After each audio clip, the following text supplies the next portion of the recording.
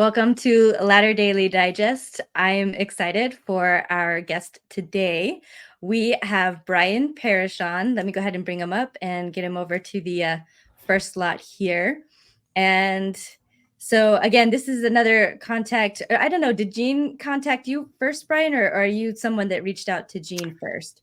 I saw your episode with John DeLynn about a month or so ago, and I think I made a comment on your interview, just saying I'd love to have John on my show one day, just to show that he's not the monster that sometimes he's made out to be.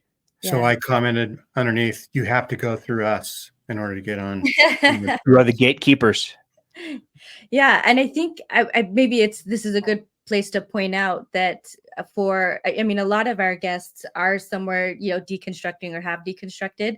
Although we do try, and Gene especially tries to get faithful people on, and we have had several faithful guests, and that's kind of where you come from on that. Or I guess maybe I should let you define kind of where you are on that spectrum and how you want to describe yourself. Oh, well, I joined the club, as I call it, 29 years ago when I was 26. And met my wife, raised 4 kids in it.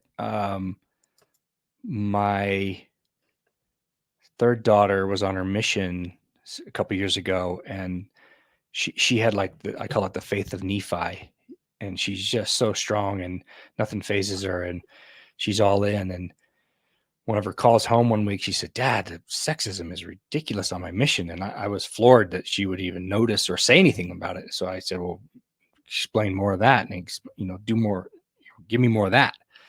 So she told me what was going on, and then I just casually started looking into some of the things and some of the ways that women were in the past have been marginalized. And I've raised 3 daughters in this, and never noticed that the imbalance between men and women until now. And now it's really hard to unsee where it all lies. And so I've gotten involved. It was hiding in plain sight just from being conditioned. I didn't have to pay attention. It never affected me, as I say. Right. Because I'm a white dude. It was just God's way. Everything was just the way God wants it in the church. And I never questioned it. Just like, that's just how it is done, and never thought about it. But I look back, and some of the things that my girls may have heard growing up that I probably was a party to as well, just not knowing any different. And so it made me just start looking and okay, there's some problems. There's some problems in our culture that need some serious addressing. And it's not just a one-off. There's tons and tons and tons of women who are, feeling like they're not heard. And it hurts me that I was a party to that, probably not even knowing it. So is this something that you're kind of hoping to bring awareness and still change from the inside, or have you disaffected? No, I haven't disaffected. I've just noticed some things that maybe just aren't making as much sense as they used to. Again, because maybe I'm paying more attention now, which is odd. I just was kind of numb, going through the motions. Again, half my life has been in.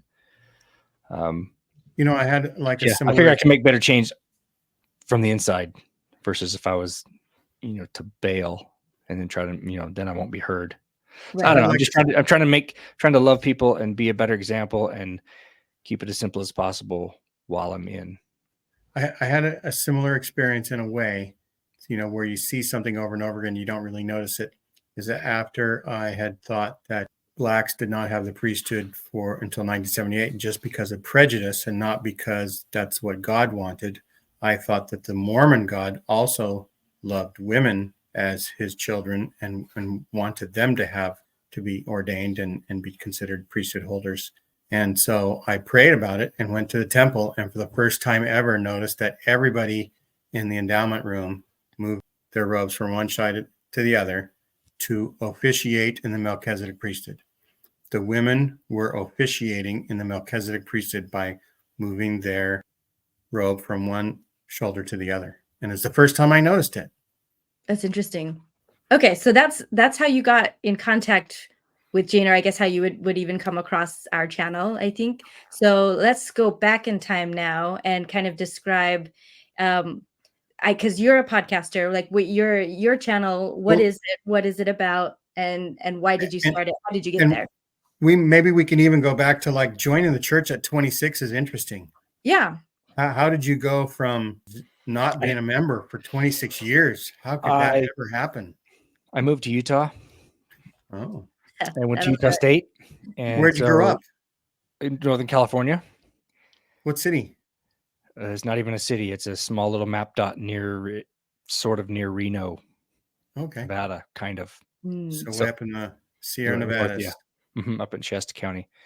Okay. So I came to Utah State, and I'd heard of Mormons, and I think I had a couple teachers in high school that were, but I had no idea what that even meant. So they're the Aggies? They were the Aggies, yep. Utah State. Were you interested in agriculture? Say again? Were you interested in agriculture or? Not at all. Okay. I went there for something totally different. But so I of course, surrounded by all kinds of members, and I had some great experiences. There were people who really did it right, as I call it, where they just loved me for who I was, weren't trying to fix me or change me. But there were a lot of people that were trying to change me and fix me and make me into something they thought I should be. And I thought that was a little strange. So I resisted that. But the people that just truly loved me like we're supposed to, for no other reason than just to love me, that spoke volumes to me. So after about 3 years there, I decided to call up the missionaries. And actually they came to see my roommates, and my roommates didn't want to talk to them. And it was a set of sisters, and they were cute. And that was helpful to me because I'm like, yeah, let's have them in. And so went through all their, they had like called 6 discussions at the time. And I wasn't raised with any other faith. So I had nothing negative in my mind. Like inactive? Is that why the missionaries were seeing them, or had they accidentally expressed some interest? Or say that again? Were they were they being like reactivated by missionaries? Like they had been members, no, or were they also they were the roommates that they were coming to see were from, like, I think they were from China, and they were just had somehow called them to come, and then they didn't non-members that or they were referred by yeah, they may have been referred by somebody. Okay. So. All right. Yeah. At that point I was ready to listen. I was eager to understand what makes these people tick. Yeah. Okay. And you hadn't met your wife yet? Like her? No. This wasn't part of the influence. No. Okay. All right. That was years later. Yeah. But then, so then we, they started sharing the lessons and discussions, and all the stories made perfect sense to me. The Sacred Grove story rang true to me. They asked me to pray about getting baptized, and I literally said, Heavenly Father, is this what I'm supposed to do? And I got what I call my Sacred Grove moment, and it was really, really powerful. And it made sense. So I set a date, and then chickened out, and then left Utah State University, finished at Colorado State University, and sought out the missionaries again there, and then set a date and got baptized in 95. And here I am. Met my wife in 98. This is difficult. But anyway, I lost my, so I wanted to ask about your podcast, what it's about. It's Mormon related. So what got you to this point? The only Mormon relation to my podcast is that I'm Mormon. It's not really a Mormon themed podcast. There was a TV show on BYU TV called The Story Trek that ran for 11 years. I don't know if either one of you ever saw that, but the host was a reporter from Fox 13 in Salt Lake. And he went out and started with a camera and just randomly would walk up to people on the street and say, tell me your story. And it worked. So he got permission to do it on the news for a while. Then he started his own thing on BYU TV. And it was a fascinating story. It was so random. He would go to a house, knock on the door, tell me your story. And when he was done with that interview, they'd put a map of the town on the ground, drop a Sharpie marker on it, and wherever it landed, that's where they'd go next. So I think the miracle of that show was the randomness of it. And a lot of times people would push back and say, who am I? I don't have a story. Nobody wants to hear from me. I'm nobody. And he would push them a little bit and realize that, yeah, everyone does have something that they can teach or educate or entertain at the very least.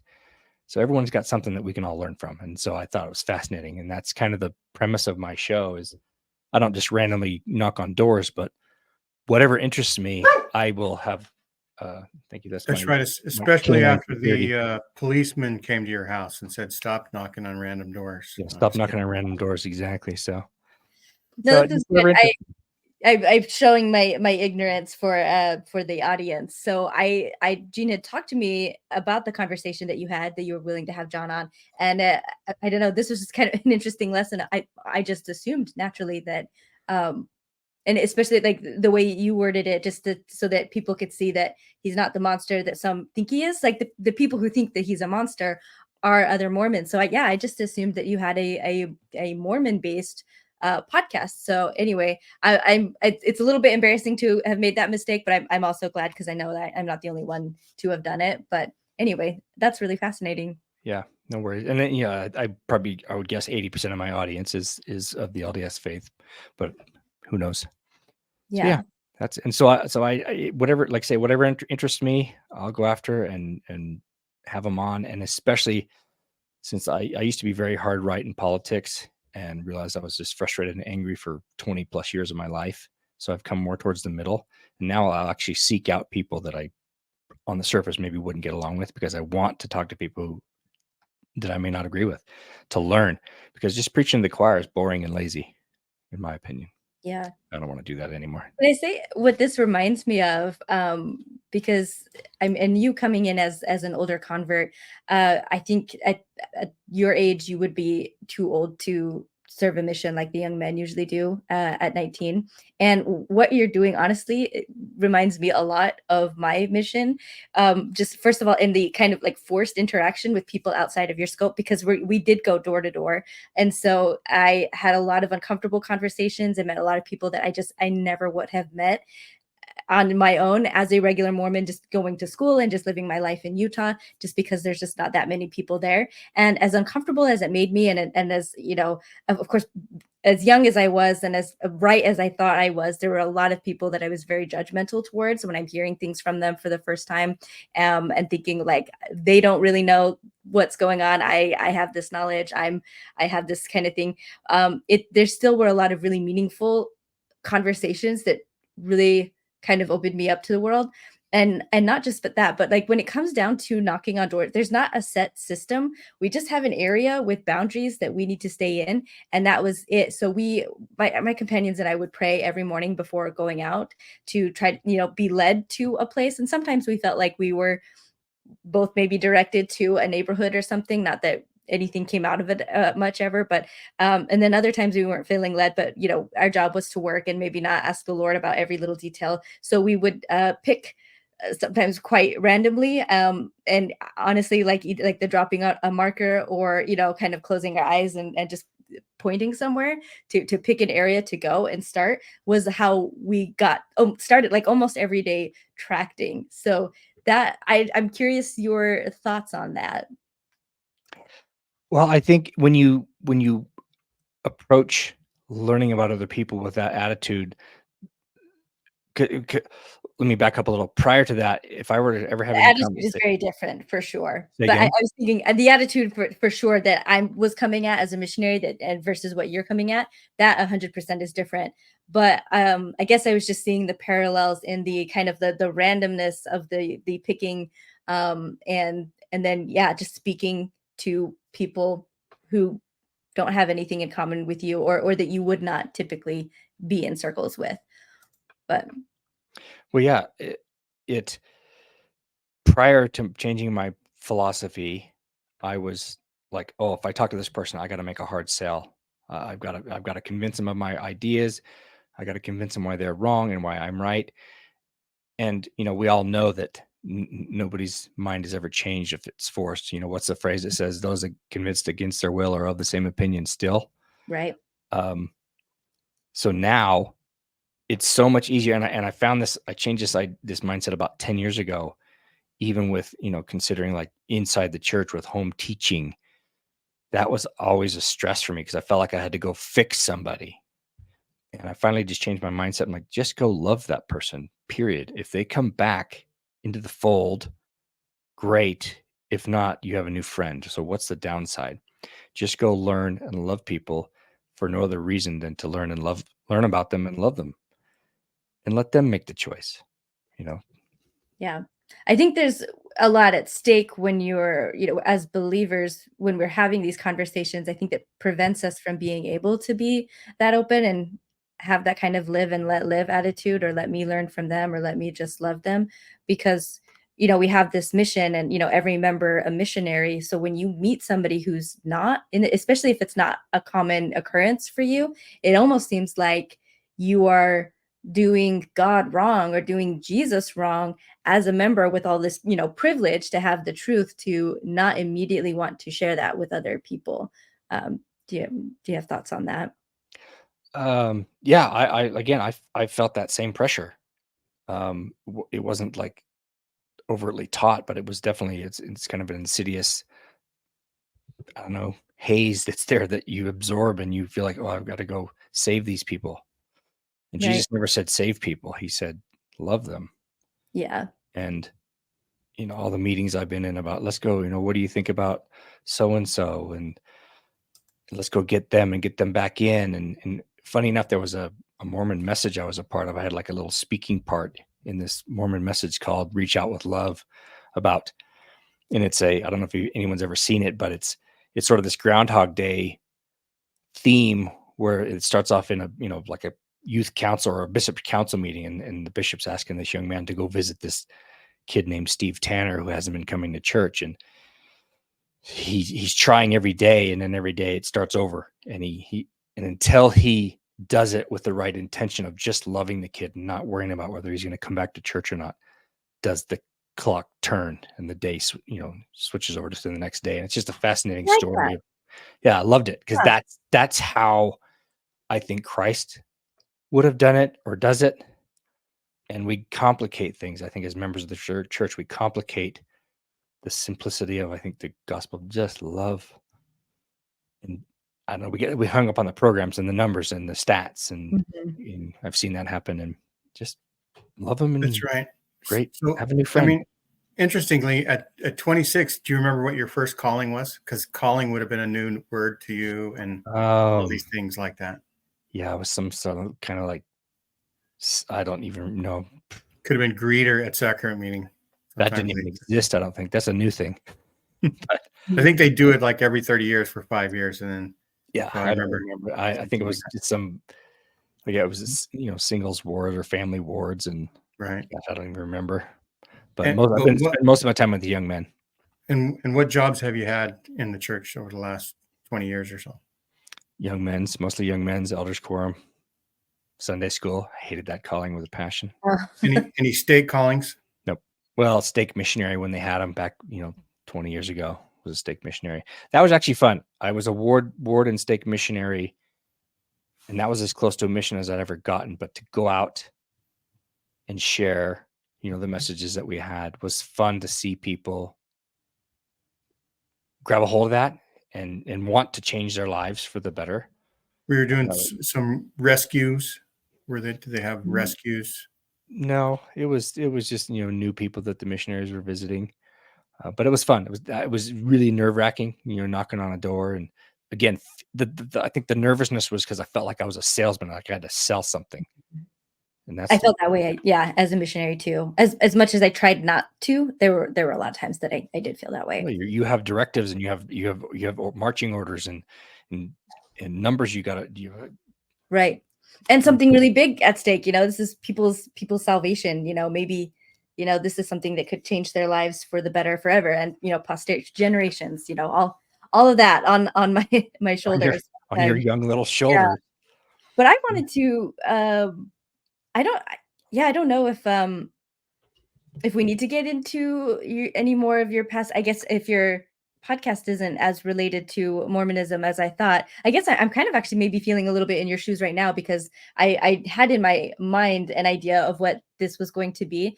And so now I guess maybe I kind of want to explore with you where you would like to go about this. I feel like either it completely open it up to you and talk about things that you've observed, or any I think major experiences you've had that have been meaningful to you starting your podcast.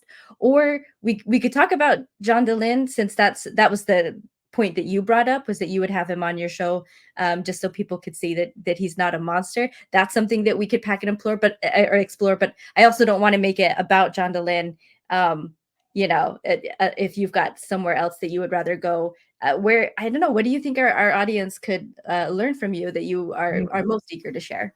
Well, I think and I know, like, with the Mormon Stories podcast, I had heard about it for years and always avoided it, because I was, taught to kind of avoid stuff like that wasn't church approved. And then within the last couple of years, I've started listening to some of these stories of people who have left, and there's a thinking inside, at least my experience inside the church, that those who have left are just lazy, and it was just too hard for them, and they just couldn't take it and couldn't hack it anymore. And all but maybe one story that I've listened to and watched is heartbreaking.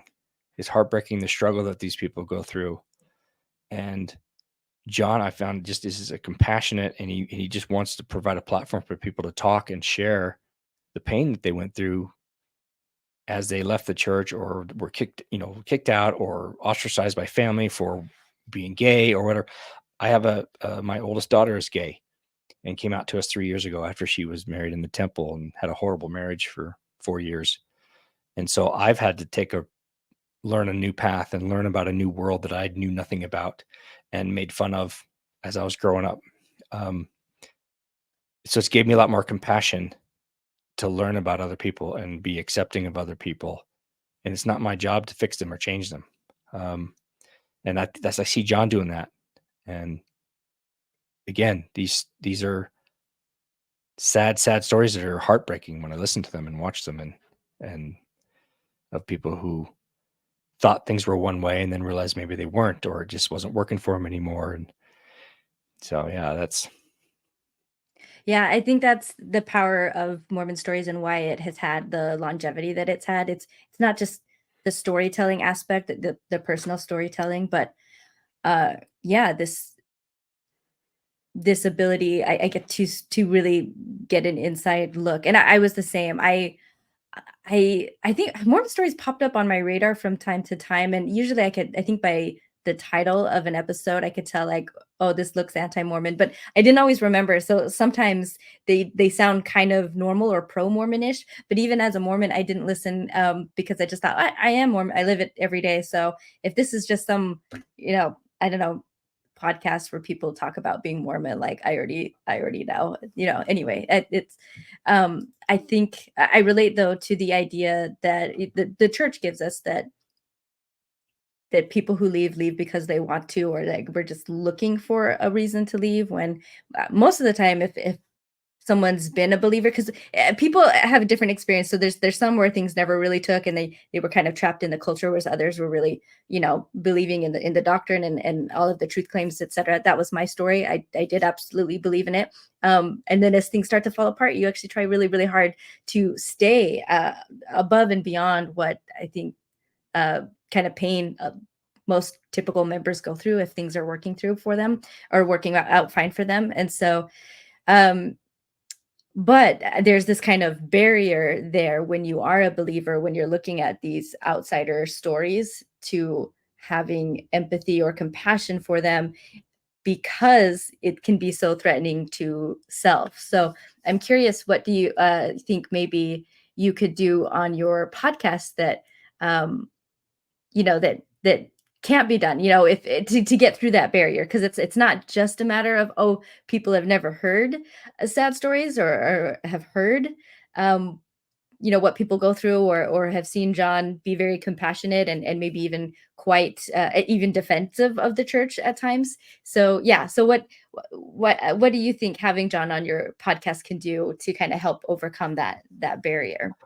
I think it may help people see. I mean, it helped me see that everyone who I've always said that I've been fascinated with people's stories in and out.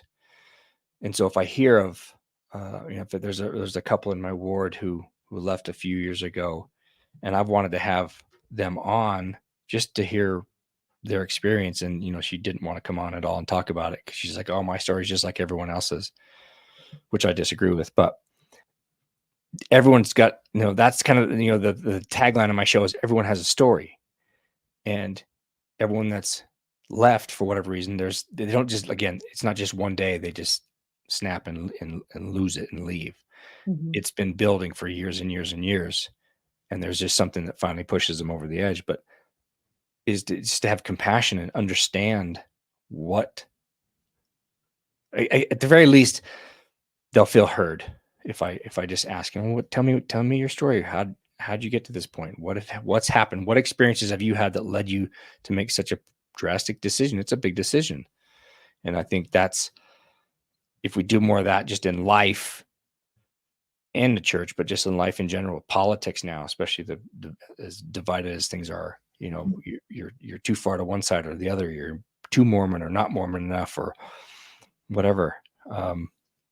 Just providing that platform for people to talk, where it's not this, I don't have a massive platform, and I don't typically interview people that are real famous, and I don't really want to, because it's just another interview to them. So I try to make it unique as possible. I'm considering too, is now that I know that your podcast isn't specifically Mormon themed, that you also present a more neutral point of view. I mean, you are still in the church, so I guess there's that relation, but I think you could also maybe provide a space where, when it's not coming from church apologists or from John directly on his channel, that people might be more willing to be considerate. And I think, I mean, do you know how much of your current audience are members of the church? Because if so, I think if they're fans of you but have avoided John, but having him on your show might open them up. Yeah, like I said, in ways others hadn't considered. Yeah, I don't know the stats on who listens, honestly. No problem. I don't generate a dime from this. I do it as a hobby because I love it. So I don't track things as well as I probably ought to get it to grow. But yeah, I think just seeing that, people know me, and then I don't have an agenda. I'm not trying to get clicks. I just want to know. I want to hear his story. It's fascinating. And his story kind of breaks my heart a little bit too. Yeah. How that all came down for him. Do you want to talk about that, or do you want to talk about maybe as a teaser? Oh, sorry, I meant to have all of us. Maybe as a teaser for people to check your podcast out. Are there interviews that were really impactful to you, maybe unexpectedly, that have changed you in some way you'd like to talk about? Well, I interviewed an author of a book, and it was called Deception, Deliverance, and Devotion, and it was about a guy who grew up under Warren Jeffs in the FLDS church, and that was sort of a surprise to get that one. And then I just lobbied one to the author. I said, "Do you think that I could get the guy you wrote the book about on?" And she said, "Absolutely." And so I got to interview he's not young anymore, he's probably 48 years old, who grew up under Warren Jeffs, and he came on and shared his story. So to get literally an inside look into the FLDS church and the community and that whole Texas compound raid years ago and the temple down there, and it was mind-blowing, absolutely mind-blowing that somebody could, these people can live under such oppression and mind control. And yet he said, I had a perfect childhood. I loved my life. I didn't know any different. I had several moms. I had 2 wives. That was just normal. And I had a great life. So I thought, until everything, went south. So that was a fascinating one. Probably the most recent. And, just learning about that. If you know much about street epistemology, and if that plays a role, are you developing your skills in that when you interview people? I'll have to confess that's a big word, and I don't even know what it means. Oh, So okay. educate me right here live. Educate me. Yeah. Street epistemology. Well, I know what street means. I think epistemology means how we learn things. Okay. Yeah. Street smarts. I think no, not quite street smarts. Okay. I think this will actually be very fascinating for you to check out after the show. But combined together, street epistemology has been used to, I guess, to describe a process of speaking to people on the street like you are doing, but it's got a lot more method to the types of questions and how they're asked and what it is that you're trying to bring out of people. But the methodology involves helping people examine how they've come to the conclusions that they have, versus what the actual conclusions are. So I think you actually might be doing this, or doing at least parts of it, unaware. But I think if you did learn about it, and it might make you help you to be a little bit more skillful and deliberate in some of the directions that you take your conversations. But I guess it kind of has a bad rap because it initially started a lot of the methodology from, I forget his name. Anthony Manabosco Um, or somebody else. Somebody else. So Anthony is really famous for it, but it was a book, but it was a book basically by an atheist. We'll put it in the links. I guess I'll figure out the author's name, but it's basically like how to have conversations about atheism, or how to deconvert people. I think that's what it was called, like a manual for creating atheists. That's the name of the book. And that's where like a lot of these things went in. And so, and it did start to become more popular among atheists, I think, for the methodology, and how it's more successful in getting people to really think about why they believe what they believe, and if those are actually really good reasons or not. But and I think that's why it can get a bad rap among believers, is because it's seen as an atheist thing. But Peter actually, Boghossian. yes, Peter Boghossian. And so, yeah, so I think that's where there's a little bit of stigma around it. But people who are religious can also do it. And actually, one of my favorite episodes of Anthony Magnabosco is an earlier one he did, where he was talking to a woman who described herself as atheist. And it was a flip of the script. So just to describe this conversation a little bit, when he had started this conversation with her, it was a young woman, I think, on a college campus. And where typically he would come across Christians, this woman said she was an atheist.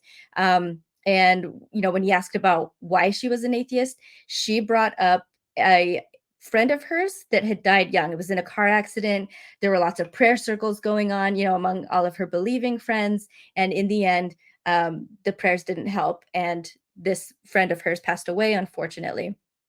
And so, so he expressed some sorrow and sympathy for that. But and even though he was also an atheist himself, and maybe would agree with her conclusion, by using street epistemology, he just started asking questions like, what if your friend had survived? Would you then think that was proof that God exists? Because the flip side is what we often hear from Christians. And so it was kind of interesting to see basically the same kind of bad reasoning, like the outcome to a prayer is whether I believe in God or not. Either way, whichever side you're landing on it, is that a good way to determine if God exists or not? And so anyway, he started exploring that with her. And then and if she had kept going that, like, he would have kept going with it. But then she actually kind of like, I guess, did a turn, and she's like, I actually, no, that's not why I don't believe in God. But then she brought up karma. She said, I believe in karma. And so then he just kept doing the same thing, but just kind of deconstructing that. I think what was beautiful to me about the episode, again, was that knowing this was a perfect example of that it's not just for atheists to try to deconstruct Christianity. And it's not about getting people to change their point of view to what you believe, because you're not sharing what you believe. You're just asking them what they believe, how they believe it. And these kinds of what if questions. Does the flip side mean the same thing? What's your confidence on this? What would change your mind? What kind of information are you open to that would make you think that you would have a different opinion? And again, I'm going into it way too much, but one of the things that she had said at the beginning was that it was kind of a little bit derogatory toward believers, and saying that she felt that religion was kind of like a comfort, like a blanket to comfort people, about things that they don't understand.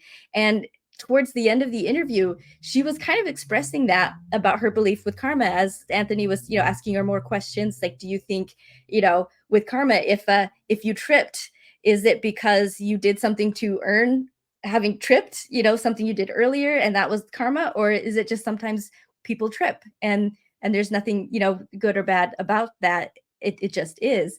And so anyway, at the very end, again, this was all not scripted, but it was almost just like a perfect circle. He asked her, do you think that karma is maybe like a comfort blanket for you to help you understand things that you don't understand? And she stood there for a second, and she said, yeah, what?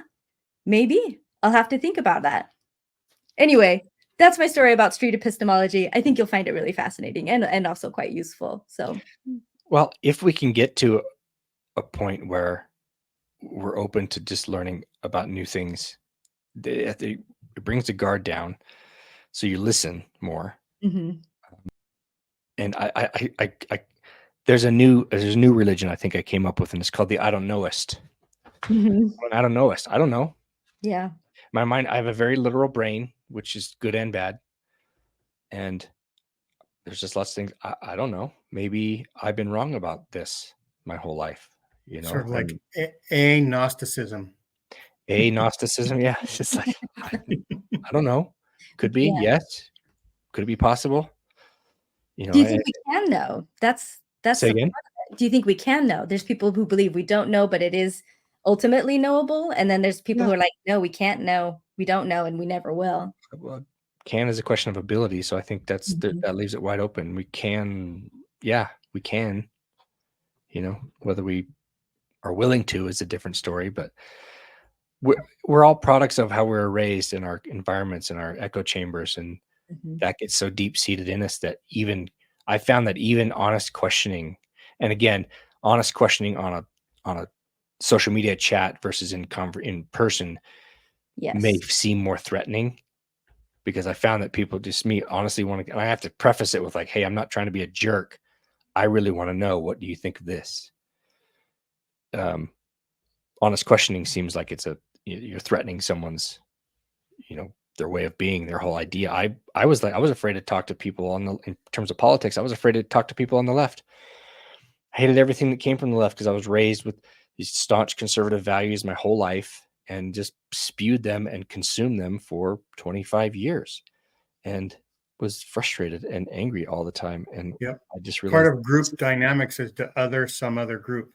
it's easy. It's easy to just to point Yeah. it and go, oh, those people, and there's this common enemy, but nothing was ever changed. Nothing was ever solved. My poor dad, he's been saying the same things for my whole life.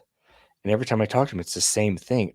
And I said, isn't that exhausting to hate one group of people your whole life? And all he does is feed from a source that's teaching him to do that. And we Yeah. do that. And it's hard to get out of that. And again, I struggled for years and I didn't want to do that. And now I don't trust anybody, unfortunately, in terms of Yeah. media. I Fortunately don't or have a good unfortunately. place. No, it's good to be always at least open to the idea that there's something wrong with your source. I think it's when we get, dogmatic about these things that we can end up being the same, but just on the opposite side of the coin, but the Yeah. same kind of dogma nonetheless. Um, I had a question. I wanted to know, I was curious what your family thinks about this, what your children think, especially your oldest daughter. Do they have an opinion on this at all? Is this causing waves, or is it just like, that's dad's hobby? And Oh, um, about my podcast? yeah, I've had 2 of my daughters on multiple times. okay, Um, that's great. That's great. most recently, my oldest daughter came on and shared her whole coming out story to us, and how I basically said, hey, her mom and I did this really wrong. We did some really horrible things because we were taught to kind of do that, and we did some things, said some things that were harmful, really harmful to her. And so I had her on, and we're in a good place now, but it Mhm. took a long time to get to that, and we had to do a lot of growing and changing and learning.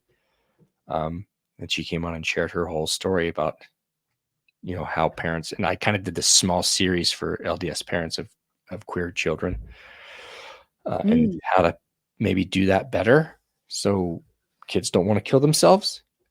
yeah, Um, so yeah, they, again, and then a very couple involved. others kids won't come near it, and my Yeah, wife doesn't want to ever come on, which is fine. That's my thing. They don't like doing this kind of stuff, but I do, and that's my thing. So I've always been interested in people genuinely, and so this is a perfect outlet for that. that's good.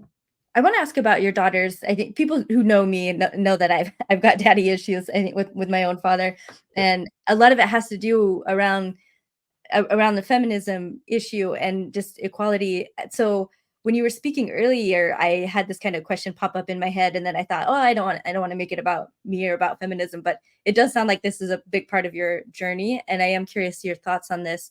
I I have wondered, I guess I feel like, and maybe I'm wrong, I guess that's why I'm approaching it. It feels to me like my dad is and has been aware of the sexism, and that he just doesn't, or didn't care enough.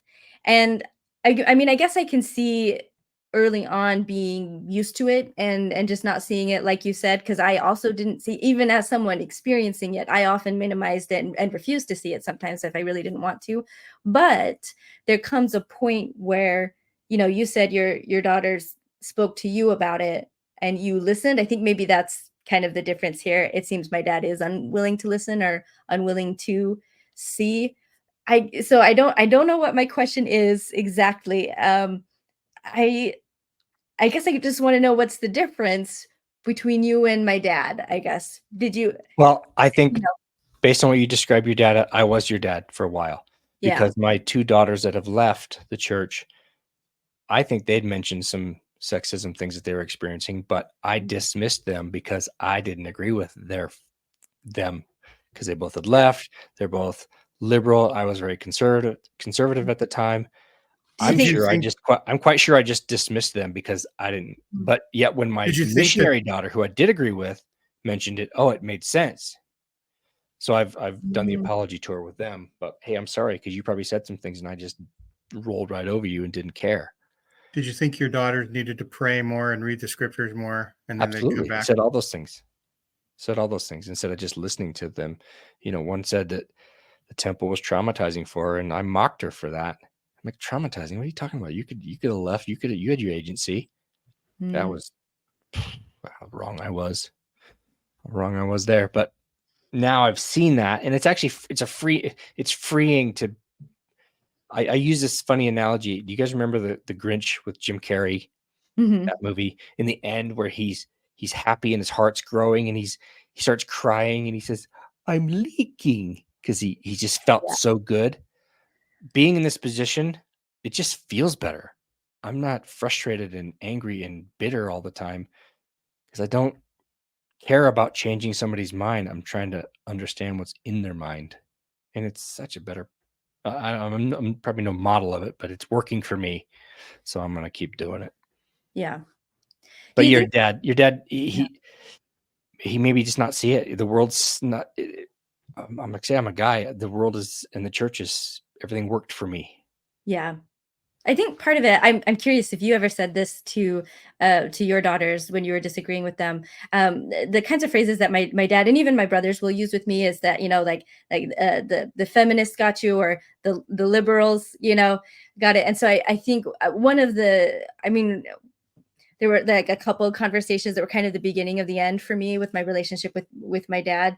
That I mean, there was like a year apart, but ultimately led me to deciding not to have a relationship with him anymore. Was a conversation where it was just after Dobbs had happened, and I called my dad first. I didn't call my mom.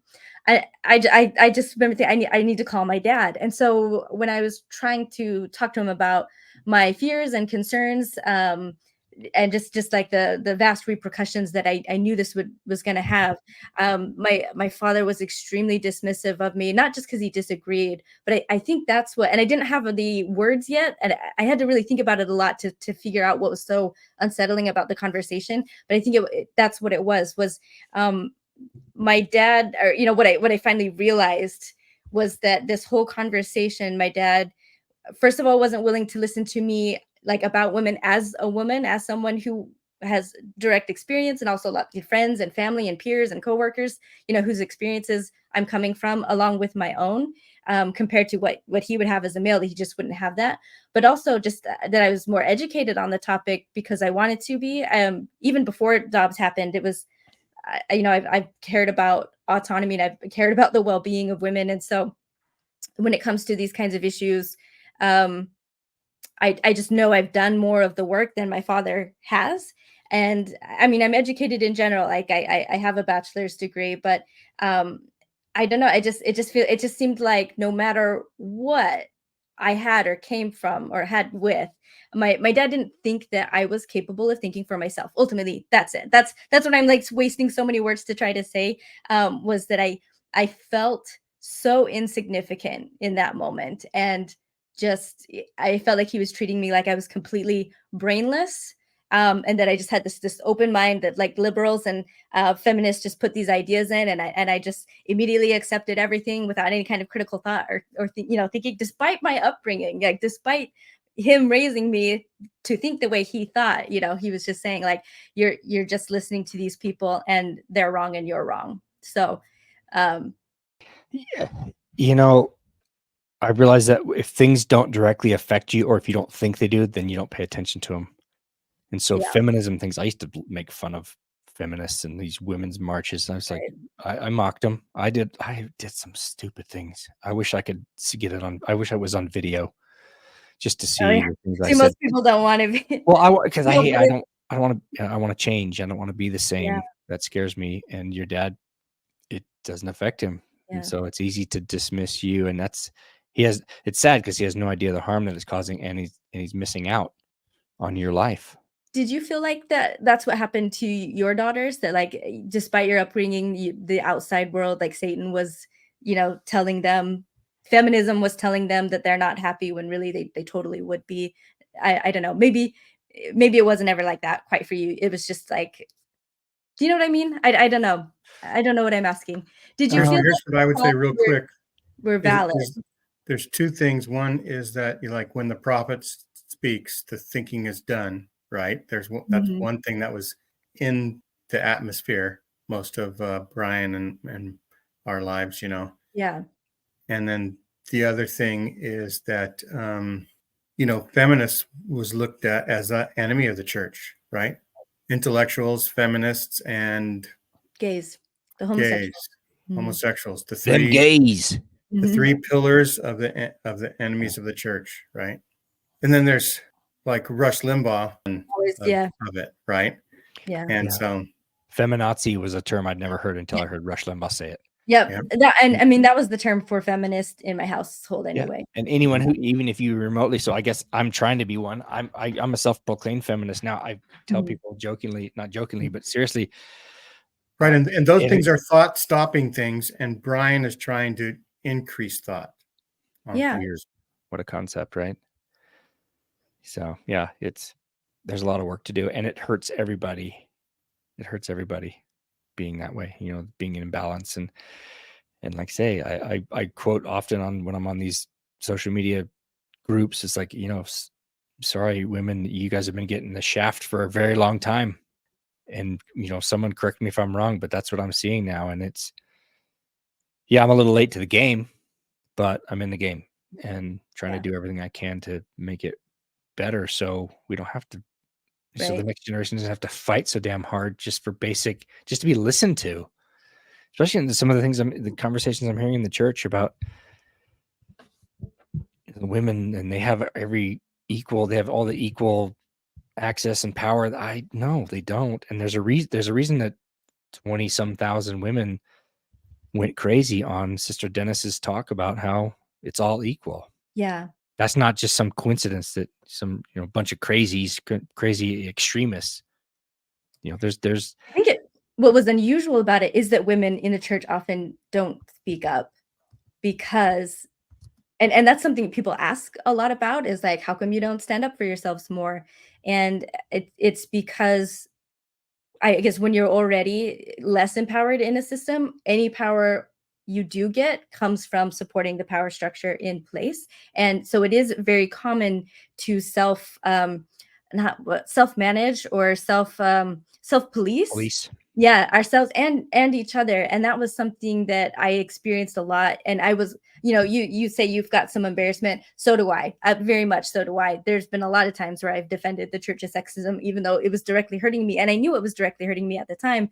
But I still it was just so uncomfortable to think that the church could be doing something wrong that I think stepped up in my role as a Mormon to defend the church. And that included to outsiders as a missionary. I got so offended when people would say that that I was oppressed or repressed in any way as a woman, or if they be like, they make you come out here, I would be like, no, women don't have to. I chose this. I completely, but they would ask, like, are you allowed to wear pants? And I'd be like, well, allowed, like I can do whatever I want. I have all the freedom to do whatever I want, but these are the rules for where I'm at, and I signed up for it, and I chose this.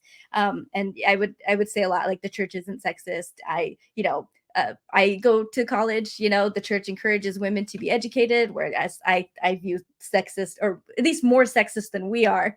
Religions did not like that, so I was just like, no, it's fine.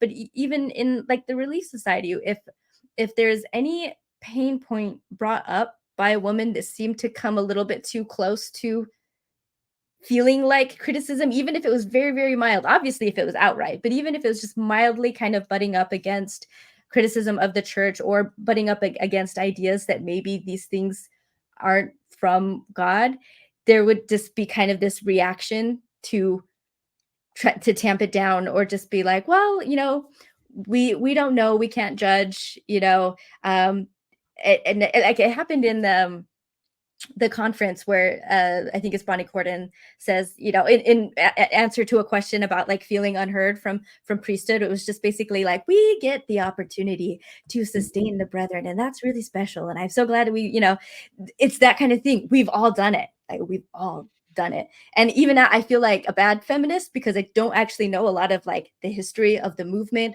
or the key game players that I think there's probably a lot of really great men and women, both, who have paved the way for me to even be where I'm at today, and you too, like that, I'm standing on the shoulders of people I don't even know. And sometimes I feel a little embarrassed about that I don't even know who like what people have been through to get me to the place where I can be talking about things. You know what I mean? So I just want to say I share it.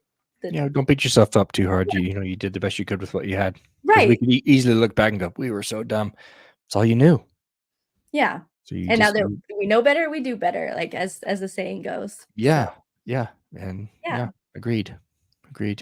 Well, I think we've almost taken up our typical time. I don't know, Jean, if you have any final follow-up questions.